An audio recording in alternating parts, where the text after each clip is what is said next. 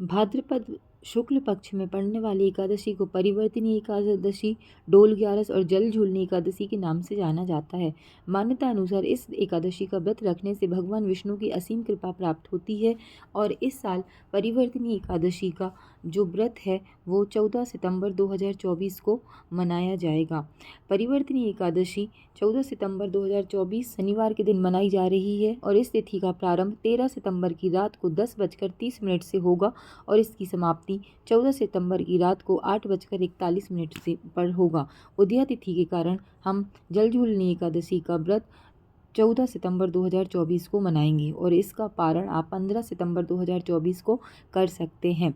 इस दिन अन्न खाना निषेध होता है, तो अन्न का त्याग रखें, व्रत अवश्य करें क्योंकि ये एकादशी सब एकादशियों में बड़ी एकादशी के रूप में ही मनाई जाती है। वैसे तो हिंदू धर्म में एकादशी का अत्यंत महत्व होता है और एकादशी व्रत को बहुत ही महान व्रत माना जाता है। एकादशी पूरे साल भर में 24 पड़ती हैं, लेकिन ये जो जल झूलनी एकादशी है, इस एकादशी का विशेष महत्व होता है क्योंकि इस दिन भगवान श्री कृष्ण के बाल रूप को डोल बनाकर विमान निकाले जाते हैं और उनकी सवारी को नगर भ्रमण पर लेके जाया जाता है। तो इस दिन भगवान विष्णु की कृपा के साथ साथ भगवान कृष्ण की भी कृपा का वरदान मिलता है। इसमें एकादशी व्रत का बहुत अधिक महत्व है। कहते हैं कि जो भी व्यक्ति परिवर्तिनी एकादशी का सच्चे मन से व्रत रखता है उसके जीवन में सदैव सुख समृद्धि बनी रहती है। इस दिन व्रत रखने से मान सम्मान और यश में वृद्धि होती है, साथ ही भक्तों की सभी मनोकामनाओं भी पूरी होती हैं।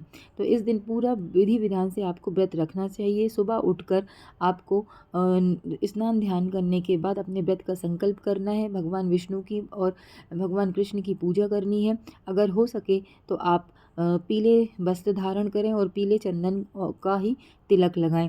भगवान विष्णु को पीले पुष्प भी अर्पित करें। फलाहार करें। इस दिन अन्न बिल्कुल भी त्याग रखें। अन्न खाना है तो आप 15 सितंबर को व्रत का पारण कर ही व्रत खोल लें अपना। परिवर्तिनी एकादशी की मैं अब आपसे कथा कहती हूँ।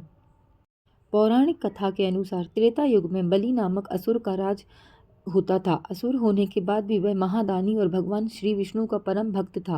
राजा बलि के महल में जो कोई भी आता था वह उसे खाली हाथ नहीं जाने देता था। एक बार वामन अवतार में भगवान विष्णु ने राजा बलि की परीक्षा लेने की सोची। उस समय राजा बलि ने तीनों लोकों पर अधिकार कर रखा था। क्योंकि बलि बहुत बड़ा दानी था, इसलिए भगवान विष्णु वामन रूप धारण करके उसके पास पहुंचे और उन्होंने बलि से 3 पग भूमि की मांग की।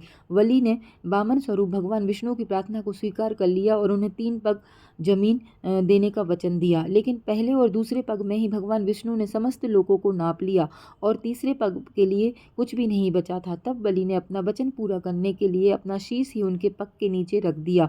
राजा बलि की वचन प्रतिबद्धता से प्रसन्न होकर भगवान वामन ने उसे पाताल लोक का स्वामी बना दिया। लेकिन राजा बलि ने भगवान विष्णु को भी यहाँ अपने साथ रहने के लिए कहा।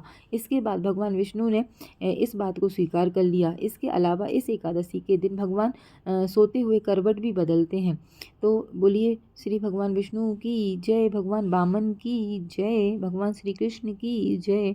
इस तरह ये कथा संपन्न होती है। इस कथा का सुनने मात्र से ही आपको वाजपेयी यज्ञ के समान फल प्राप्त होता है। तो आप इस कथा का श्रवण भी करें और इस कथा का पाठ भी करें तो आपको वाजपेयी यज्ञ के समान फल प्राप्त होगा। मेरे चैनल को सब्सक्राइब करें, मेरी वीडियो शेयर करें और मेरे वीडियो लाइक भी करें।